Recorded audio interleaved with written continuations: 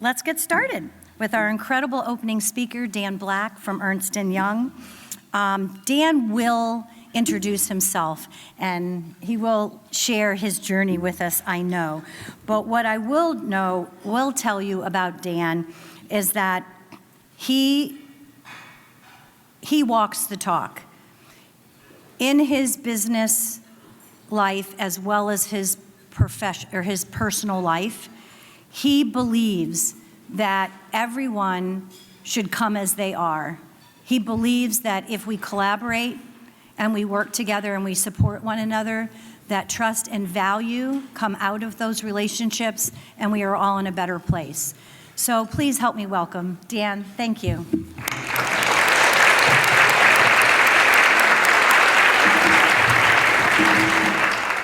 Thank you so much. How about another hand for Val? Thank you. Well, in addition to that nice warm welcome, we're sitting at the same table. We did a little spinach check before we got on. How great is that, right? Am I good? Are we good? We're good. Okay, everyone's good. How's everyone doing? I want to get that Charissa energy. I don't know what that dance was like, but I'm going to get that mastered by the time I get out of here. It is so nice to be here with you. It's so nice to be anywhere other than my house, but it is especially nice to be back at Eastern EACE, which has been a fabulous affiliation for me for such a long time. How many of you, this is your first time kind of back in a big-ish setting after the pandemic? All right, quite a few. Quite a few. I was out at the NACE conference in Portland a couple weeks back. I've been to a couple others. But there's something magic about being in New Jersey, isn't there? And in Atlantic City? Yeah, something magic, okay? I'm a New Yorker, New York born and bred, Staten Island, not far from New Jersey. And the minute, we got Staten Islanders in the house? Yeah, in the back. She's like, yeah, at the food line. That's where you find Staten Island, at the food line. So I felt it right as soon as I walked into the casino, right? It's like the lights and the sounds and the people and the hustle and the bustle and the smell, that casino smell, right? You know, fresh pumped oxygen, cigarettes, a little, just a taste of despair. You can, you whip it all in. You whip it all in. So thank you so much for having me. I will tell you, I hate to do this. I hate to speak and run. I have to head back right after this, but it's for a good reason. One that people in this room will certainly appreciate. My oldest, my pride and joy, my boy, Tommy Black, is graduating high school tomorrow. So I'm really excited. Yeah. And so I need to run back tonight. We've got there's pre-graduation, there's graduation, there's post-graduation. I don't know, I just keep writing checks and off we go. But you'll be happy to know this crowd, because I've told a few people since I got here, and they said, can I ask, where's he going? Because it's a particular interest in this group, right? Whether you're an employee, what's he studying? When can I hire him? It's an eighth, so he's going to Binghamton University right here in the East Coast, right? Yeah, so very good. So we're very happy and very sad. I find myself just kind of, hugging him randomly. And he's a big, hulking 18-year-old boy, and he's like, Dad, stop hugging me. I'm like, it's either hugs or the refrigerator's empty. He goes, bring it in. And then it's hugs all around. So I have to tell you, it's a little intimidating to come and speak to this group. So I'm a past NACE president. I've had lots of interaction with Eastern EACE and the other regional ACEs. And when you keynote at an organization like this, or speak or present or what have you, it's particularly difficult and challenging because of the wide variety of perspectives and backgrounds and professions that are in the audience. So I started to sweat a little bit when they asked me, would you come and speak at Eastern? Well, first I said yes, and then I said, wait, is it on graduate? No, it's the day before, we can do that. And then I started to sweat to think, what is it that I want to talk about? Because I could talk about higher ed and all the things that higher ed professionals are facing today. I could talk about employers. That's my gig, right? I've been in the recruiting business for a long, long time. I could do that. And I know there's a group that would love to hear more about that. I could talk about students, because that kind of crosses both of our thresholds, right? But I'm not going to do any of that. I'm going to call a total audible and instead talk about you, all of you. You've been committed to the profession, whether it's for a short time or a long time, but you're here because of that commitment. And I don't care if you're out there in the expo hall, or you're in higher ed, or you're on the employer side, or anywhere in between. It's been a tough year, as was said, and I find that a lot of people have not thought enough about themselves, and that's a problem. Because if the people in this room, as committed as you are to what you do, your life's work, and what that means for the college educated, and the to-be college educated, and the post-college educated, if you're not your full self, if you can't bring your full self to day in and day out, as Val mentioned, you're not going to be of any use to the people. You're not going to be able to fulfill what you are trying to get done, the reason that many of you got into the profession to begin with. And so I want to focus a little bit about you. But before I do, I'm going to do something else. I'm going to focus on me first. And I'm going to walk that talk right up front. I know Val said that, so now I got to live up to it.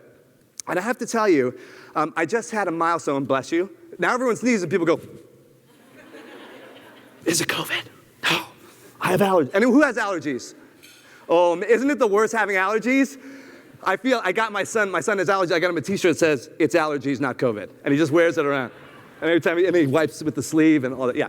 So I'm of a certain age. I had a big birthday, a big round number birthday this year. It's not 60.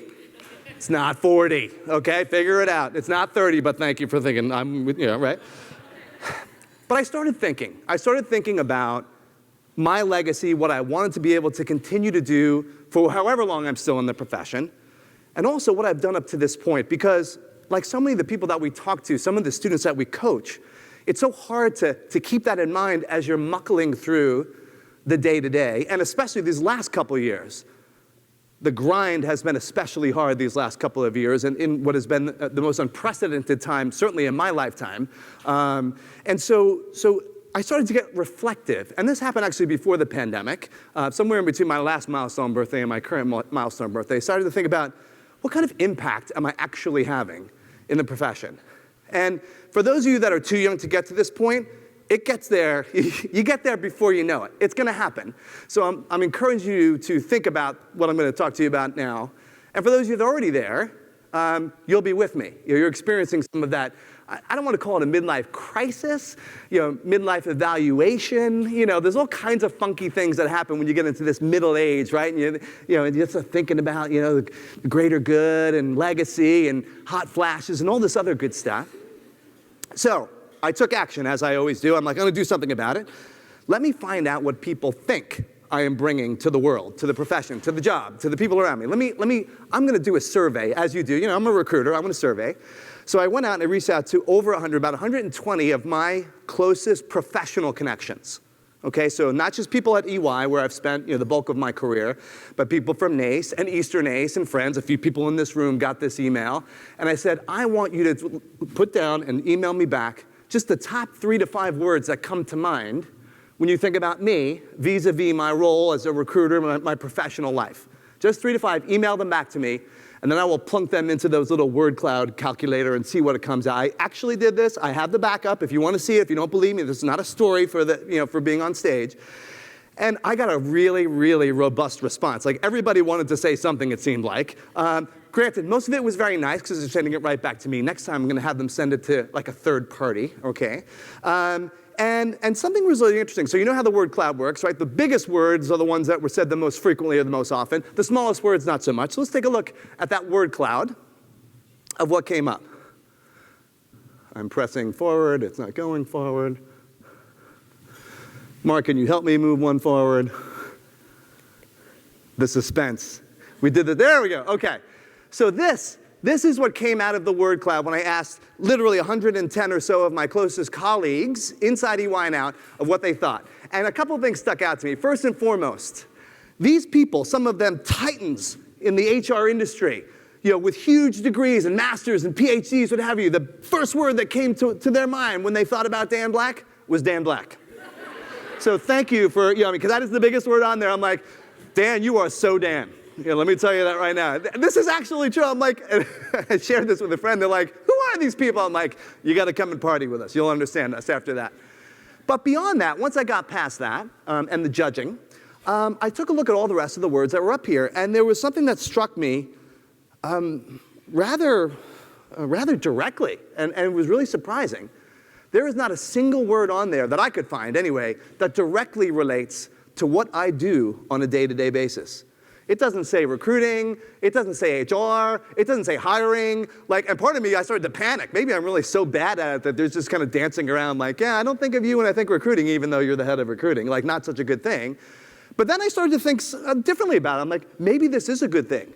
maybe what I'm doing is bringing more of myself to work, and the day-to-day stuff is not what I'm going to be known for. It's going to be known for being authentic and being helpful and being all these lovely, energetic. And there was a lot of family stuff in there, too. So Tommy and Lucy, those are my kids. Family man. You'll see right next to my name on the left is Lisa. That's my wife's name. That's the only piece of this slide that I had to alter. Because when it first came out, it was much smaller. Like, I talk about my kids a lot, but not my wife. And I'm like, if she gets a look at this, I am in the garage for the next, 2 months. So I did say to the graphic designer, I'm like, make that font a little bigger. And we did. But other than that, so now, here I am, in my mid-40s-ish, thinking about, what I want to give back and how I'm doing up to this point. Because if you ask the actuaries, I'm about halfway through, hopefully, with life, knock wood, right? Let's think positive. And this helped me to reframe what I want to do for the rest of my life. So I said, you know what? Let's take it another step further. Let's see what my kids think, right? Yeah, those of you kids are like, not a good idea. That's not bright in any sense of the word. And I sat my kids down. They were a little younger at the time. This is going back a few years. And I said, Daddy has a work product for you. My son goes, how much do you pay? My little capitalist. And my daughter just sat there and she's like, Dad, anything you need, I'm here for you, my little love. And I said, listen, I need you to write down words and assign points, because there's only 2 of them, assign points. If you think it more describes me, assign a lot of points. If not, less points, and we'll make a word cloud. And they're both really into it. I had to bribe my son a little bit. I'm like $1 per word, right? So he had 37 words before I even finished speaking. And so after they wrote the list, I plugged it into the word cloud. Actual thing, this actually happened, and this is what came out for my kids. Now, you'll notice a few things here. I mean, great dad, always happy. I don't know if that's so true now that they're teenagers. They might want to redo on this. You will notice how small the words cool and handsome are. I certainly noticed that. That was not doctored, unfortunately. But they were still on there. They threw some in for some extra, ice cream treats later on. They were trying to, kind of work the system a little bit. But again, what struck me was, okay, I took a step back. I asked my colleagues, I asked my coworkers what I bring to the table. They said X. And now I'm hearing from my family, from my kids, something similar. Like there's a theme there. I get to be me. And it's been great working at EY because I've been allowed to be me. And that's what makes me do my job the way it is. I'm like, oh, so I'm feeling pretty good. I'm like, let's do one more. This is where I pushed it. This is where I should have quit while I was ahead. And I said, I'm going to ask my wife to do one of these. Now, my wife, she's an attorney. She got so bored being a partner at a firm 5 years ago. She was, I'm quitting and starting my own firm. She is now crushing it with 35 employees. I am the help. I am the help in our house, for sure. And every time I have an HR thing or a recruiting thing, she's like, I have a case, I have a deposition, I have someone to sue, I have someone's skull to crush. Fabulous. By the way, 30 years together we are. So, it's working. Yes, I will take it. I will take it. This way I'm like, Lisa, I got the biggest applause when I talked about you. And I said, Lisa, I have an HR thing. She goes, oh. So I said, just please. I gave her the same instructions. This was the word cloud for my wife. Yeah, should have quit. Well, you like that one on the side. Should have listened to my dad. Yeah. I made this all up, although I don't think it would be very far off if I did this. But I give this all as context and background because what I really want to talk about, what I really want you to walk away from, our time together, and as you start and kick off the Eastern ACE conference, is thinking about this question. Now, I'm not usually that guy that ruins the movie or the show by telling the ending, but I am going to, spoiler alert, tell you the answer to this question. And the answer is that transformative leaders are built. They are built. Now, you may be blessed with some great skills and competencies and all kinds of, and blessings, that you came into the world with. But at the end of the day, in this world that we're living with the volatility and the uncertainty and everything coming at us at 1,000,000 miles an hour, you can be sure that you are going to need to do some growing and some learning and some adjusting and have some agility and learning how to fail and fail fast and fail again and fail right. There's so much talk about failure. I don't know about your bosses. My bosses they're like, no, don't fail. Succeed if you can. And, and we'll learn later, right? But these are all kinds of things that we started spending a lot more time thinking about, luckily pre-pandemic at EY, because we thought, what better way to recruit students and to develop tomorrow's leaders than to focus on those characteristics of leadership that are going to help to propel them in the future. So this model that I'm about to share with you, public, by the way, you can go out and find it on the internet if you're so inclined, is our transformative leadership model. And what we found so far is that recruiting to this model, promoting to this model, and providing opportunities to our people according to this model has been very, very, very good for us. So we finally got to, and look, we're a consulting firm. We love to make models and frameworks and handouts and all these good things. But in my almost 28 years working at EY, this was the single biggest kind of thought changer for me on how to think about talent and what talent needs to do going forward. So without further ado, here is the model. Now, it's very simple. And you're like, Dan, you're a consultant. You can do better than that. Shouldn't there be something flying in or something flashing or something? I didn't make the model. What I will tell you is that yellow heart in the center, that was like, I don't know, 400, 500 hours worth of back and forth. Can we have a heart? Is that professional enough? Can it be yellow? Is that EY yellow? It was like, constant back and forth. And I'm so glad that it ended up the way that it did, because what I was talking about with my word clouds and the reflections really gets to the heart, excuse the pun, of what we need to focus more on, which is aligning our purpose, bringing our purpose, first and foremost, understanding our purpose. This was a journey that when I first started, I wasn't quite sure what my purpose was. And we're going to go through a little exercise right here. Don't worry, you can stay in your seats. I won't call you out unless you want to be called out. And finding that purpose and discovering it, if you get that right, everything else goes out in concentric circles from there. So if I'm right, and I'm focused on doing more of the stuff that makes me feel great and feel connected, if I do that, then I can bring my whole self. That's the better me, right? That's the white circle. If I get that right, then the better us, right? That's that next circle. And if we get that right, then the better working world, which is EY's purpose. And look, that's our purpose, but broadly speaking, achieving your strategic goals at whatever institution you're a part of is all about starting here, building out, and then kind of the big picture. And I liken this to a metaphor analogy. It's the airplane, right? It's when you're sitting through those instructions in the beginning, they say, in the unlikely event of loss in cabin pressure, they're trying to make you feel better by saying it's unlikely. It's like, okay, thanks. Now you're making me think about the loss in cabin pressure. What's going to happen? What happened last time on this plane?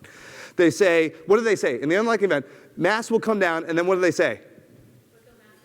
Put your mask on first before helping the person next to you. The first time I heard that, I was sitting next to this guy that had been elbowing me. I'm like, not only am I putting mine on first, I'm going to take his as a backup in case I have to, do some of this, right?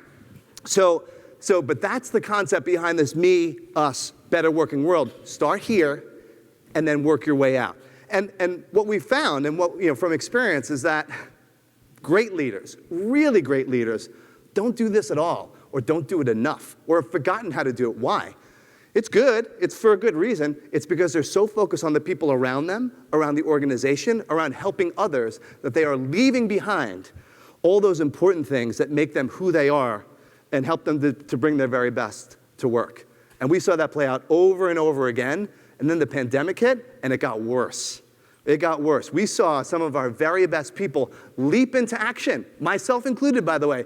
How can we fix it? How can we help? And in a global role, I can tell you the pandemic was 10 times scarier than being in a local. So I oversee all of recruiting globally and be like, oh, good, the COVID numbers are kind of lowish in the United States. However, India is locked down completely, or Shanghai next week, or it's this country or that country, or this part of the world. And many of our great leaders were just in fix mode, help mode, adjust mode, just like all of you in the room. I see you nodding. You know that you went into this mode because you have teams to take care of, people to look after, students to take care of. This is why you joined the profession. And a lot of this stuff fell by the wayside. So I'm going to cover each of those circles a little bit. I'm going to ask that you take away one or two things that's a little bit new to you, and more importantly, take away at least one thing that you're going to do a little bit differently when you go back to your office. Whatever your office is, or your university, whether you're an employer, whether you're in the expo hall, a partner. I don't know, do we use the word vendor? I don't like that word. It sounds so cold. Like partner, right? Like spinach, right? We're good. So I'm going to ask you to think about one thing you're going to do a little bit differently to make sure that you're focused on purpose, better me, better us, and then better working world. So let's talk about better me, better you. This is, how many of you, by show of hands, would say you know what your purpose is, at least your work purpose, if not your life purpose? I feel pretty comfortable about it and confident about it. Okay, I'm looking at like maybe half, maybe 40%, somewhere in there. Not a ton of people, and no real surprise, right? So when we asked this question of all the senior executives at EY, most, certainly more than in this room, did not feel like they could at least articulate what their purpose was. And so we embarked as an organization on a campaign to get people educated about what their purpose is. How could you possibly make any changes or be more deliberate in your actions around that better me if you don't even understand what it is that gets you going, that gets you excited, that feels like a purpose, right? And it's something that evolves over time. And so we actually have an entire program that we put people through. I went through it myself. It was fabulous. And at the end of the day, you come out and say, wow, that's my purpose. No surprise to anyone here. Mine reads something like, almost exactly like, to lead with passion and positivity so that the people around me can feel empowered and supported to be their best selves. That's my purpose. I think that's it verbatim, actually. And I went back and I read it to my kids and my wife. They're like, yep, that's you. Positivity, Mr. Dad, glass half full, even at 5 in the morning. So I got the right feedback. But getting to that point, you don't have to go through a whole load of classes. What you do need to do is take a step back and think about what is it that makes you. What are you doing when you feel like you are the most you? And then do more of that. So let me tell you what I mean. If you're the kind of person that if you were able to get a workout in, some kind of exercise in, and that makes your day a better day, say, oh yeah. Let's ask that again, because the CrossFitters haven't weighed in yet. Okay, so if you're the kind of person that gets exercise in and that really makes your day, say, oh yeah. If you're the kind of person that loves to be around people, and if you interact with a lot of people, even if it's exhausting, you feel great at the end of the day, say, oh yeah. If you're the kind of person that if you can avoid certain people, that makes for a good day, say, oh yeah. Oh yeah, you know what I'm talking about, Ralph. You know what I'm talking about. Show of hands, how many of you have asked yourself that question about what those days have in common, those great days? You know the days I'm talking about can be completely full, could be 20-hour days, but then you're like, yes, I did something great today. I feel great. I look great. This side's good, this side, like all that. How many of you have asked yourself that question about what the common thread is through the greatness? Honestly, how many of you asked yourself in one way, shape, or form? Not a big amount. Some, but not a lot. You've got to start asking that question. So important. Because once you do, you can start to understand, A, if you're in the right place, or B, if you're doing the right thing at that place with the people around you. And this is the real hard stuff. So once I figured out what my personal purpose was, now I have to try to figure out how do I tie this into the firm's purpose. Because from a work perspective, I have to channel any success or any failure I have through the firm's lens. And I will tell you, well, I don't think I need to tell you, you probably know this already, it is really hard to feel like I'm living my purpose when I'm slogging through 250 emails a day or revising the budget again. What do you mean cut again? There's nothing to cut. It's zero. Zero minus anything is zero, right? So it's hard to really maintain that focus on the broader purpose of your organization or your department, right? When your own personal purpose, you can't see it. You can't see the forest through the trees. You're too in the detail. So what this has caused me to do is step back and say, gosh, if what I need to do is positive and bring energy and uplift people and have them feel empowered and supportive, I need to stop doing some of the stuff I'm doing. Is there anyone here from EY? Good. Let me tell you one of the things I did. This stays with us, people. This is like Cone of Trust in Atlantic City. Is that such a thing? What happens in AC? Is that Vegas? We're going to make it work. When the pandemic first struck, I said that in order to be positive and a good leader, I have about 1,500 people in recruiting all around the world that some way, shape, or form are on my team. I'm like, I need to be available to all of them all the time. And that was exhausting. Most of my day started at 5 a.m. in that early 2020 into late 2020, early 21. Most of them ended around midnight or 1 a.m. so I could accommodate the time zones of people that really wanted to talk. And it was awful. I mean, maybe it was good for them. I don't know. I like to think maybe I was being helpful, but I was running myself ragged. And by the end of probably the third or fourth week of feeling like I was really being available and helpful and had my purpose, like that's who I am, is helping other people and energizing them, I'm running out of steam. And it came to a head when someone on my team said, are you all right? I'm like, yeah, why? What's the matter? They're like, you're flat. I'm like, that's direct. Flat. Like, have you ever been called flat? You're like, what does that even mean? I get shiny. I know I'm flat. And I sat and I had a conversation with my wife and I said, am I flat? She goes, is this a leading question? And she goes, you certainly haven't been yourself. And I was like, that's the worst thing you can tell a big fat extrovert like me. Like, what? You mean I'm not everything for everyone? And she said, no, you are not. And she said, and another thing, I've never heard you talk about EY, my love, my corporate love. I've never heard you talk about it the way you've talked about it in these last couple weeks. And I'm like, oh. And it dawned on me that I was spending way too much time in the weeds of trying to actuate my purpose without stepping back and saying, what is it that I'm trying to accomplish as the lead of this function? What am I trying to do? We hired last year, we hired 140,000 people. It's a big job. It's a great job. That's a real number, by the way. And instead of focusing on giving my team the strategic support that they needed, I was trying to put out little tiny fires everywhere. It was just not the right use of time. So what I did, I called up my executive assistant. I said, no more Friday meetings. That's it. I want Friday. I'll still work. And if it's like urgent, maybe. But I want Fridays to be able to sit back and think and dream and dare and strategize and do stuff that I should be doing every single day, but because of the craziness, I can't. So now, most Fridays only have 1 or 2 or 3 meetings, and then that's it, which is great. It's giving me a lot more headspace to think about what needs to be done instead of what I feel has to be done because it's blinking at me in my inbox. I said another thing. I want to set up a call every single week, 1 at a nighttime, 1 in the morning, not the same day. I don't want 5 a.m. and midnight on the same day. Make it 2 separate days, but every week. And anyone that wants to chat in small groups, have them sign up, and we'll call it the Daily with Dan. Of course, I have to have a fun nickname for it. And we'll see who signs up. We'll set them up for a month, and we'll see who comes. Literally, within 4 hours, the entire month was filled. 10 people per session in the morning, 10 the night, all around the world. Why? Because they wanted to talk, but they also wanted to be around each other, and they wanted to be cognizant of my time. How many of you, if you're in a senior role or a supervisory role, you get people saying, I know you're busy, and I don't want to bother you. Like, no. This is the kind of busy, this is the kind of bother that I want. But it wasn't until I sat back and had that reckoning, trying to be more of who I was and trying to connect that more to the firm, to the firm's bigger purpose. It wasn't until I deliberately did that I actually course corrected. So this was the middle of, towards middle end of calendar 2020, made a huge adjustment in my approach, and it made all the difference. Not just for me, but it was clear to the people around me, like, Dan, so glad to kind of have you back. You're no longer flat. I'm like, what's the opposite of flat? Am I bumpy now? Like, well, I don't know. But I was a lot more me, because I took the time to make sure I was doing that. Now, I'm not suggesting that you go into your boss and say, I'm not doing meetings on Friday. I can do that because I also work Saturday and Sunday and I have all kinds of craziness. But Friday, I protected that as strategy time. But there's lots of great stuff that you can do. Setting boundaries for yourself, actually shutting down your tech, right? It's when you work from home and the computer's always there like, oh, you're going, well, I might as well just stop and just check the email one more time. We're all guilty of that. But setting some of those boundaries so you can think more about your purpose is actually huge. Next, I use this just because I love the picture. There's really no message on this slide. But I wonder what these two are talking about. Who's your hairdresser? I love it. Who's yours, right?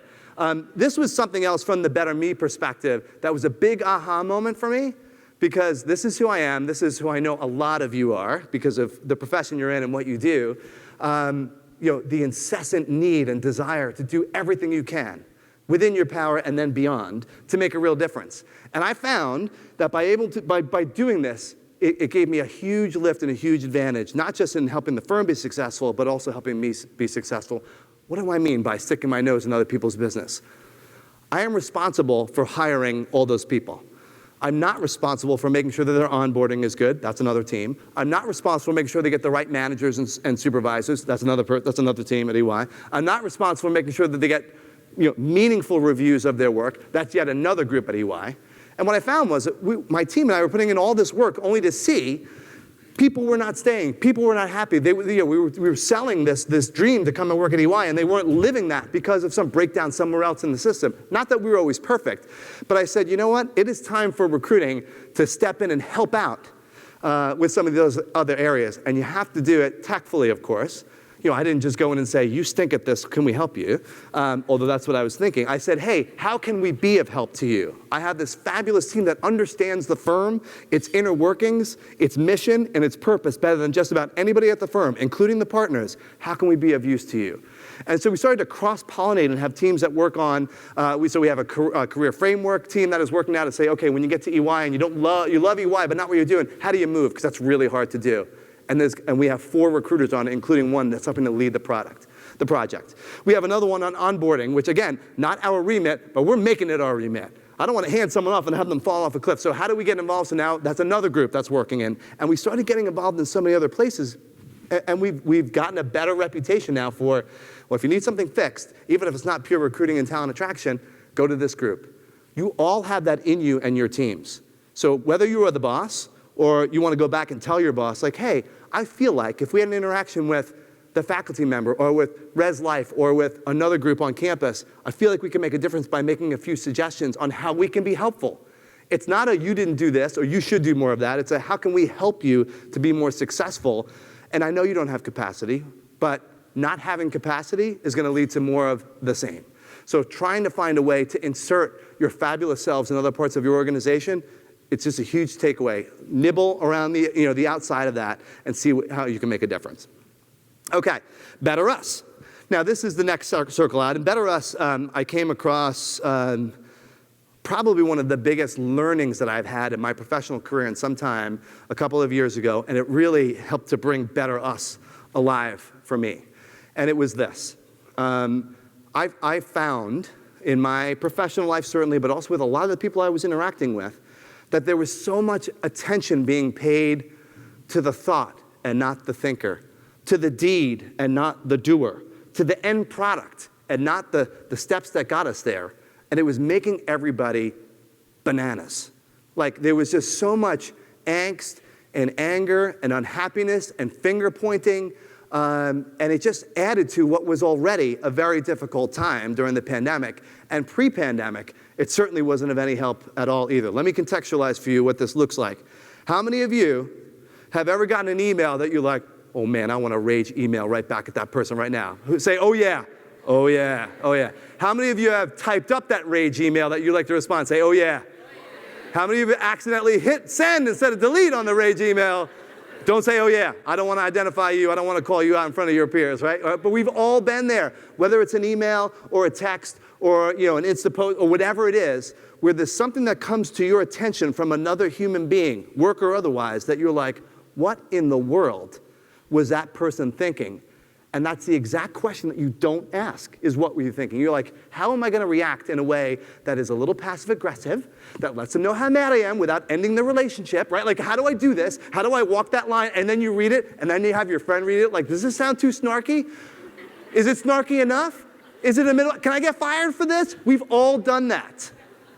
Instead of fixing the problem is what could possibly have been going on in that person's mind, in their life, or in their world that caused them to produce such an angst-inducing communication to you. Now, let me caveat this by saying there are some people that seem to live for the joy of bringing angst to other people. The way that they write stuff, the way they send stuff, the way they kick it over to you, the words they use. FYI, as noted. I know you noted it. I saw it. Noted. I noted that you're noted, that it was noted, and that's noted. Patty McCord, who is now the retired CHRO of Netflix, she said, you need to walk into work assuming good intent. Assuming good intent, which I know, everybody, there are days where it's really hard to make that leap, to make that assumption on good intent. But you need to try to assume good intent when you go into work. And what that means is when you see one of those triggering communications or slide decks or whatever the output is, take a step back and ask yourself, what is the most important thing that I know about what could be going on in this person's life, in the organization, with their relationships? What is it that I can do? Can I find some of that out? And I've done this too, where I'm like, man, that doesn't sound like that person, or like that's really let me go ask someone else that I trust and have a good relationship. Is he okay? Is she okay? Right? And get some more information. And it came to a head for me in my personal life, as so many of my corporate learnings do. I'm going to tell a little story about Tommy, about my son, my soon-to-be college boy. When he was much younger, he and I were out skiing, and he learned to ski at a young age. Unlike me, I learned old and scared, but got pretty good. He started when he was like in the TWOS program, skiing up in Vermont. Anybody from Vermont? Love the mountains of Vermont. Nobody, they're all skiing. One person, okay, there we go.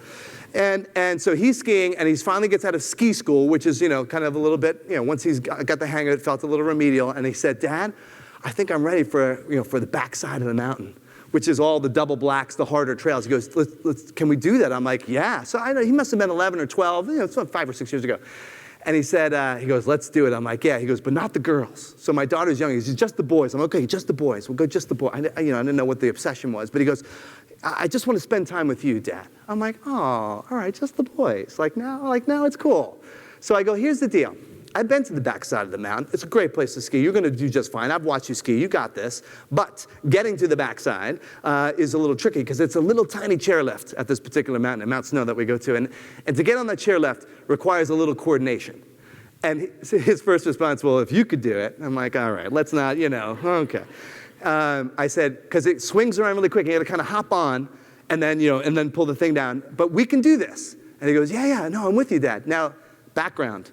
My son, up until this point, had whoever gave him the stranger danger speech at school, it really stuck. He did not like being in new places, unfamiliar places by himself, which as a parent is great, because I always knew where he was. Like I was filling the gas station, I was going for a pack of gum, I turned around, he's right there, because I asked him one time, I'm like, Tom, why didn't you just wait in the car? He goes, I might get taken. I go, the first time he said it, I go, say what now? He goes, I might get taken. I go, why? He goes, I'm small, I'm cute, and I'm smart. Who wouldn't want me? I'm like, fair enough, fair enough. So here we are on the ski lift, right? And we're about to get on. He's ready, I'm ready. Daddy, son, blah, blah, blah. And he jumps on, and I jump on. And he gets on, he's good. But he swings his pole around as he's getting on, and he knocks me off the ski lift. So now I'm off sitting in the snow, and he's on the ski lift, and it doesn't stop because I'm out of the way. So the operator lets it keep going. Now he's going up to the top of a mountain he's never been to before in an unfamiliar situation, which makes him crazy without me. And he's looking back over the chairlift as it continues to climb up the mountain. And, I'm like, I watch him. He's looking at the mountain. He's looking at me and down at the ground. And all of a sudden, he just jumps off the ski lift. That's the choice he made. Right, exactly what I said. Collective sigh. He jumps off the ski lift, and that was what I did. I'm in the zone. Right? Now, I am still in my skis, so I have to pop out and get to him. He must have jumped 20 or 25 feet. So I have to pop and run through this heavy snow just to get to him. And the whole way I'm on my way there, what's the dad in me thinking?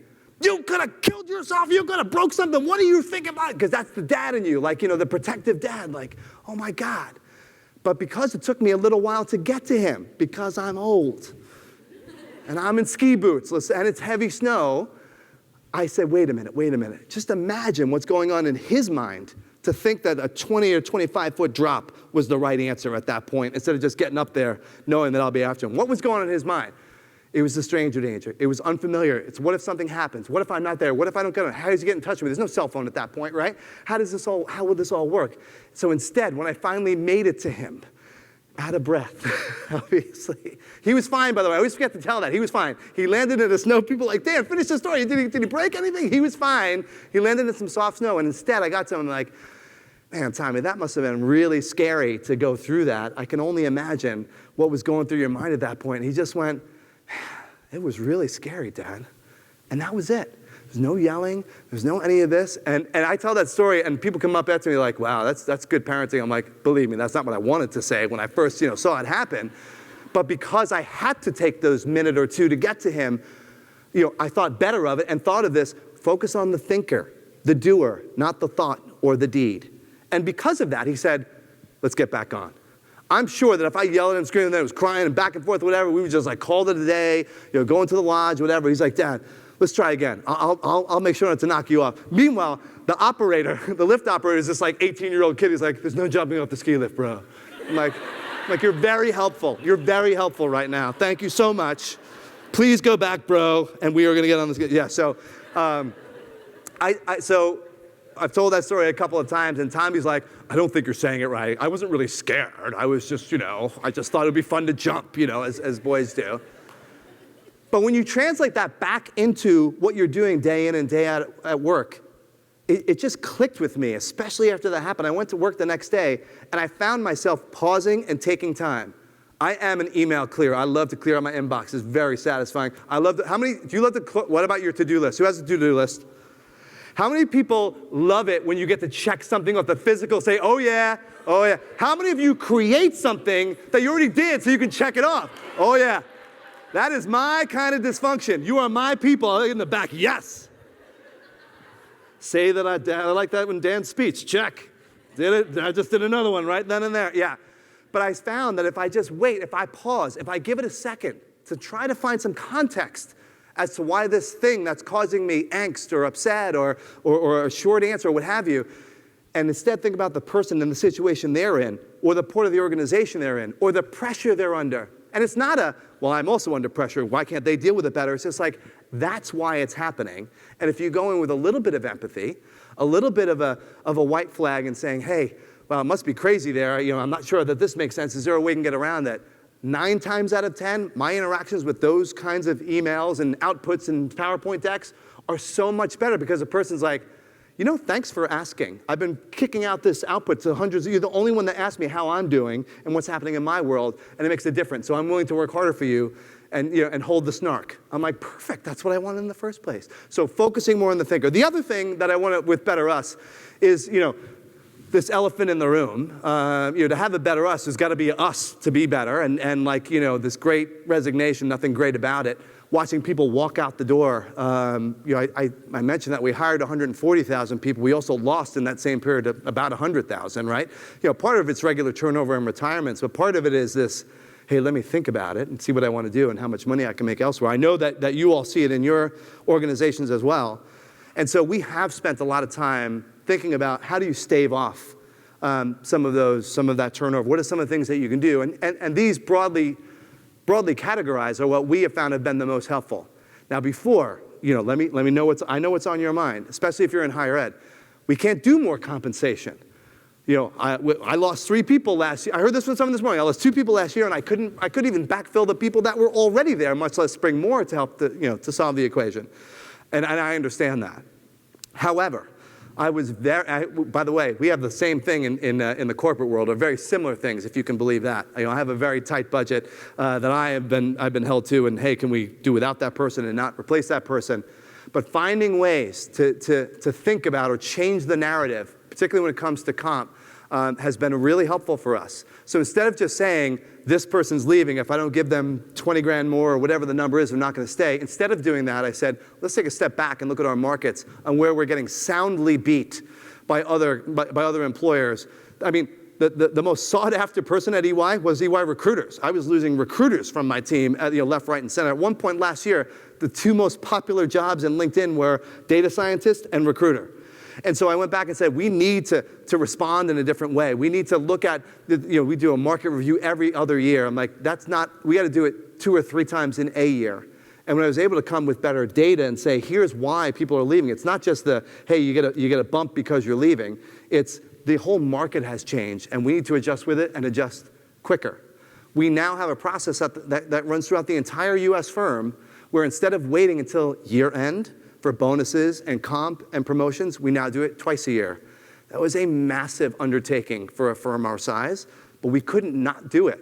So there were people like me sticking my nose in other people's business, and other parts of the firm saying, I know it creates more work, and it's 2 cycles instead of 1 in a year, and it's duplicating everything we do at the year end, but we have to do it. Because if we don't, we're just going to keep seeing people walk out the door because we're not being responsive or proactive enough in the market.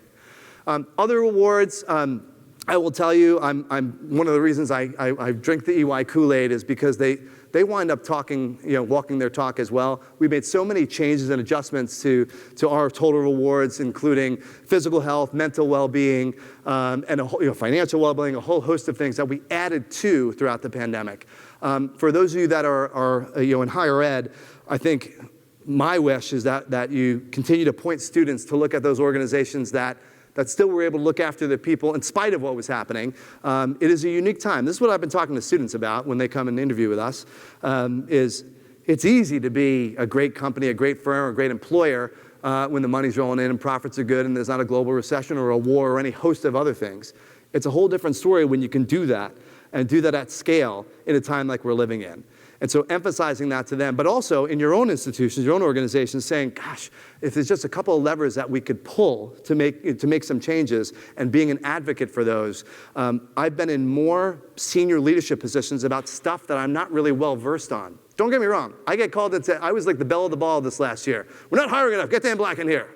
So I go into the global board, and you go and you sit down, and your chair's lower than the rest of the board, just so they can make you, understand where you are in the organization. But at the same time, I started to speak truth to power to say, yeah, I'll keep recruiting. It's a leaky bucket. Do you understand that concept? Because that's what's happening. I'm bringing them in. Here's why they're losing. Here are the other things that you need to address. Last but not least, and this is our our strategy, our purpose. We say it this way. But how do you take, once you've gotten yourself and you understand what your purpose is, and activating that more on a very regular basis? Once you've done that, and then you can do that with your teams and inspire and engage and create that sense of belonging and then bring their full selves, then how do you bring that and bring that to bear on a much larger scale? And there's no one answer, as I mentioned at the beginning here. There's no one specific answer that will work for all of your institutions and the type of companies and organizations that you work at, whether higher ed or employer or scale or size or location.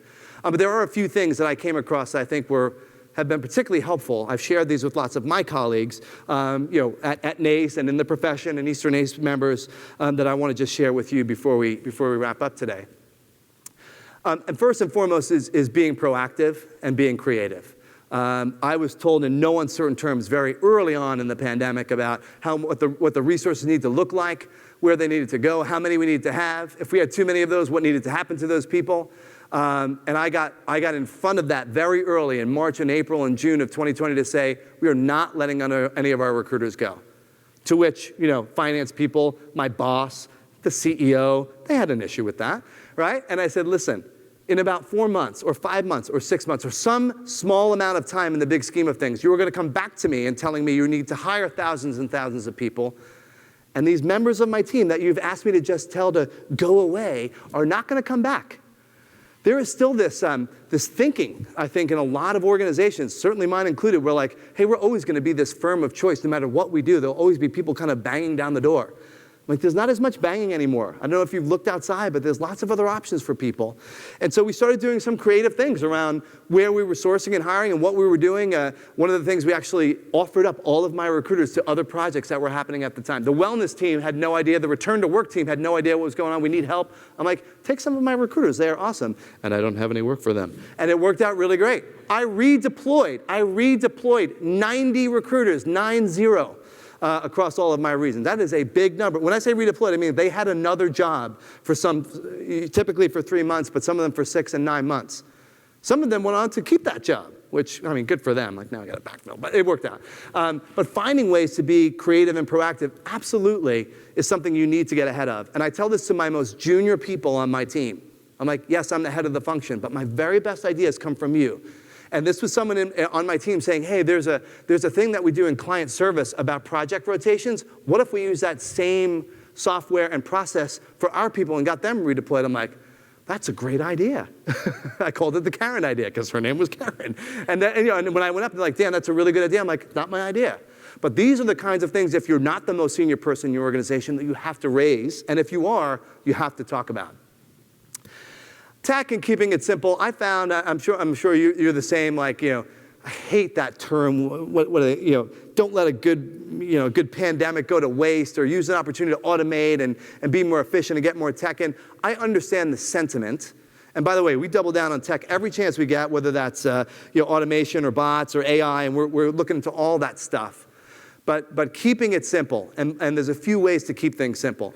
There are going to be people in your organization that point to other organizations and say, look what they're doing.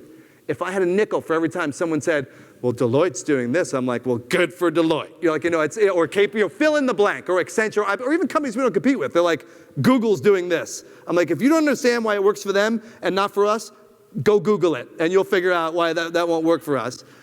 But trying to stave off let's throw everything at the wall and see what sticks, and instead being very deliberate with your technology strategy, whether that's automation or AI or anything else, is absolutely critical. This year, in the last 2 years, I should say, we've had so much focus around, should we use assessments? And what should our video interviews look like? And what does AI look like? And what about bias in AI? And how do we figure that all out? And so what we've decided to do is we're taking that all in centrally, and we're going to look at that holistically for the entire organization. Otherwise, it's whack-a-mole. Every 2 seconds, there's some local place in the Netherlands or in Malaysia that we get this great idea, and all of a sudden, you're all over the place. And before you know it, your tech, what was supposed to make things simpler, has made it go out of control. And we are at the mercy of this with our volume. So we have 2 million applicants, non-campus applicants alone every single year, 2 million. Making sure that those people have an exceptional experience whether they join us or not is very reliant on how good our chatbot is and how quickly they can get through our applicant tracking system, all of these things. And the more complicated it was, the harder time we were having, number one, making that work for all the different places in the world that we do business. But number two, the harder it was to make it work for the individuals and what their expectation was. We had people sitting in the process, in our interview process, because of crappy automation and because we weren't using our systems right, for months upon months. In this market, if you have a candidate that you're keeping warm for 2 months, they're not warm, they're gone. They are gone. They are not waiting for you. I don't care what your brand is. I very distinctly remember sitting in front of one of those board meetings, and it's never the data. It's always the anecdote that some senior person brings up and asks you to account for, and I almost lost my job. Good story. So I go in, and one of our vice chairs brings up an example of a senior executive that we were trying to hire. And this senior executive had to go through 17 interviews, had gone through 17 interviews, ultimately declined us, said the process was too long, 17 interviews. So this senior person decided that since I was there to present, that she was going to call me to the carpet on it and say, Dan, how is it possible that we could have someone have to go through 17 interviews before we could hire them? What is wrong with recruiting? And I said, oh my God, I'm like, okay, let's hope the pension's good. And I said, if you think that it was someone on my recruiting team that saw this person go through 16 interviews and say, I think one more should do it, you have another thing coming. And I said it like that, and then I went, and everyone in the room went. And she went, that's true. I'm like, oh, thank God. I'm like, Tommy, you can go to school, you can go to college. We're okay. But that comes down to this last bit, this last bullet, and candidly, the last thing I wanted to leave you with is being able to have those conversations. And I know how scary they can be. And I know sometimes it's not you that has to have them, but feeding up the information and the data to help the people that are having those conversations have them and have them fiercely. That, in my opinion, is the biggest thing. I've spent more time hammering home to the business what they need to do, what their part of the problem is. I love Germany. I just love it. I don't know, because the Germans always have such a way of approaching a problem. They're like, Dan, we have an issue. I'm like, do tell. They're like, it's taking 40 days for someone to get from the start of our interview process to the offer. I'm like, you're right. That sounds like a long time. Let's talk about it. He goes, he said, we have the data. He said, of course I have the data, right? I have color-coded. I have multiple decks if you want to see them. And he said, what's happening is it's taking a day and a half to get the offer letter out. That should really be less than a day. I'm like, you're absolutely right. Can I see the rest of the data? What he didn't mention was the 27 days it took for people in the practice to agree to do the interview, schedule it, cancel it, reschedule it, and get it over the line. So I'm like, so we're worried about the day and a half here, turning that into a half day, but not the 27 days that it's taking your practice to interview? He's like, good point. And that was it. That was the end of it. I don't say another word. So having those conversations, even when they're hard, when you're thinking about it in the context of building a better working world, that is what it's all about. So do we have any time for questions? First of all, thank you so much for listening to me at this time in the day. This is fantastic. I know the roulette wheel was calling. I'm sure it was. But I'd be happy to take I don't think we have mics, but if you shout it, I'll reverb the question right in the middle. Okay, yes. Okay.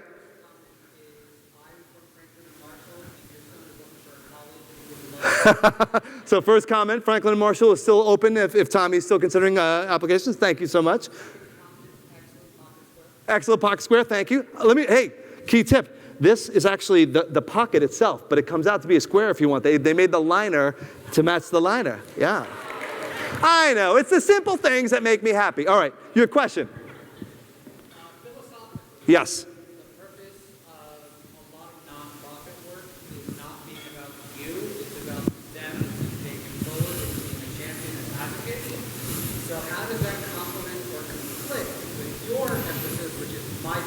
Correct. So it's a really great question. There seems to be a conflict between when the purpose of the being, particularly for nonprofits or NGOs, et cetera, is to do for them, for others, for the world outside. How can you be saying, focus on me and making sure that my purpose and I'm all set?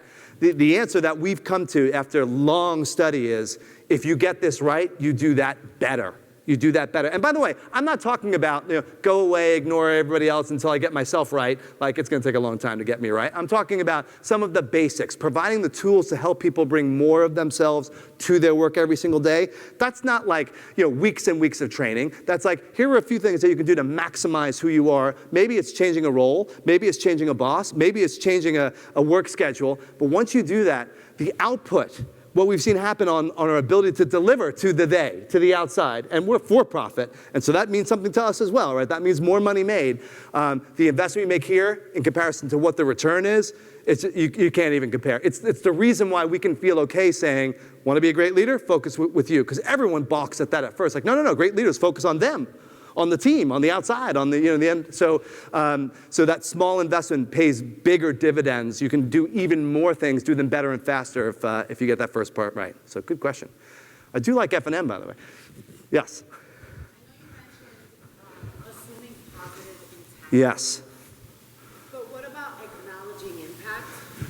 Because I think that assuming a positive intent, sometimes because of your lived experiences, Yeah. can't necessarily happen easily. Correct. So, yeah, because you've been hurt in the past, and probably by that person in a lot of cases. So how can you assume good intent knowing the reality of, hey, positive intent or not, the way you said that, the way you wrote that, the action you took is still, I'm feeling burned by that. Probably because you copied my boss, or you said something that wasn't true, right? And now I have to live with that and unpack it. So you're going to have that reality. And so we went from, we used to call EY feedback conversations, we used to call them EY nice. Everyone's too nice to say that second part. We've changed that to EY kind. EY kind means I'm kind enough to tell you that you're being in nicer words, to say, hey, I assume that because you're under all this pressure, I'm assuming good intent that you meant to do this and that, but let me tell you what the reaction was. Let me tell you how I'm feeling as a result of the way that you did this, said this, went about this.